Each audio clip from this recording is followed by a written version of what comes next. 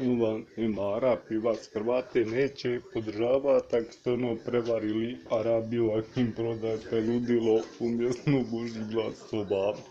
Arapi vas neće podržavati ako sa Englezima i Cijom maltretirate iranske Hrvate, ko što ne Dumaze lošo ili na lošo iz Iraka, šta znam. Novinari pišu da je možda bivši irački general ili iranski. A Arapi vas neće podržavati ako Hrvati rušite avione i ubijate cine špijune. Arapi vas neće podržavati ako Hrvati ubijate stanovništvo kako bi došli do profita.